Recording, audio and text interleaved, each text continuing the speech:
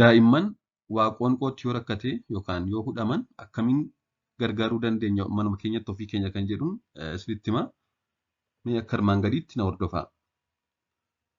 Wantoonni akka tasaa qoonqootti rakkatan kan akka santiimaa, nyaataa, firii mukaa adda addaa fi kan kana fakkaatan daa'imman umuriin isaanii waggaa 4 gadii keessatti ni heddummatu.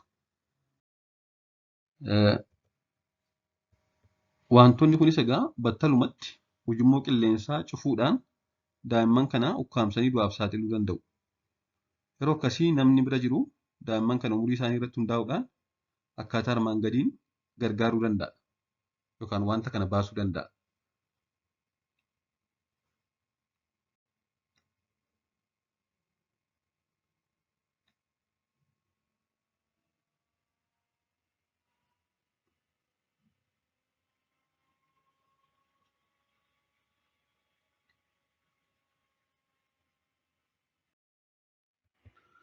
Daa'imman umuriin isaanii waggaa tokko gadi ta'anii fi daa'imman kana gadi garagalchanii harka ofii irratti jechuudha yookaan jilba ofii irratti gadi garagalchanii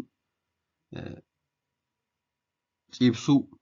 Kana booda barruu harkaa kan mirgaatiin dugda daa'imaa kanarra yeroo 5 rukutuu. Baak slaap jedhaman kun daa'ima erga irree keenya harka bitaarra yookaan sarbaa keenyarra gadi ciibsine gadi garagalchine dugda isaa barruu keenyaan yeroo 5 rukunna. Waan daa'ima kan hudhee yoo gara afaanitti dhufeera ta'e afaan keessaa ilaaluun keessaa baasna. Yoo gara afaanitti dhufne ta'e immoo garagalchineetu lapheesaa ol galagalchinee jechuudhaan quba lamaan yeroo 5 gadi dhiibna. Yoo ammallee daa'ima kana hudhee hin baane ta'e daa'ima kana ol galagalchinee harka keenya bitaarra dugdaan ciibsine sana booda quba mirgaa keenyaan quba 2 goone jechuudha. Yeroo 5 lapheesaa gad dhiibna. 5 chest rest. Mee viidiyoo kana waliin haa ilaallu. Gadi galagalchitee jirti amma. Yeroo 5 dugda keessa rukutte jechuudha.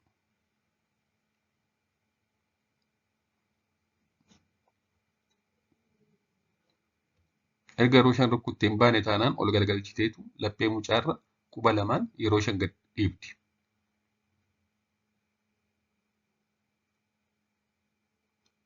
Tokko, lama, sadii, afur, 5. Ammas hin baane yoo ta'e ammas gadi galagalchitee dugda isaa yeroo 5 rukutti ammas ol galagalchitee 5 dhiibdi jechuudha. Haala kanaan egaa kan inni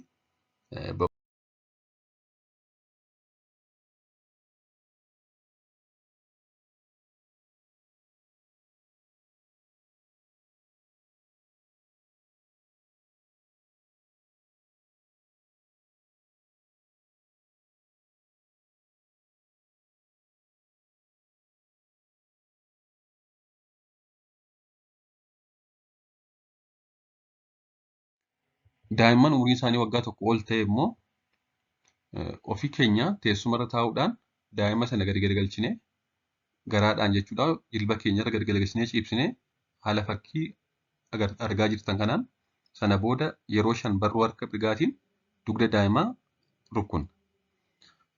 Erga 5 rukunne hin baane taanaan ammallee daa'ima kana booda isaa deemneetu dudduuba daa'imaa dhaabbannee dugda isaa ofitti garagalchuudhaan jechuudha harka keenyaan garaa daa'imaa hammannee yeroo 5 ammas ofitti bubbunna jechuudha. Akkuma suurarratti argitan kan yeroo kana darbatamee ba'a waan sun tubboo qilleensaa keessa. Yoo hin baane ta'e ammas dudduubatti deebine dugda daa'imaa yeroo 5 rukunna ammas hin baane taanaan duubaan deebneetu hammannee darbannee baasuu yaalla jechuudha. Haala kana goonee egaa lubbuu daa'imaa manumatti baraaruu dandeenya. Galatoomaa turtii gaarii.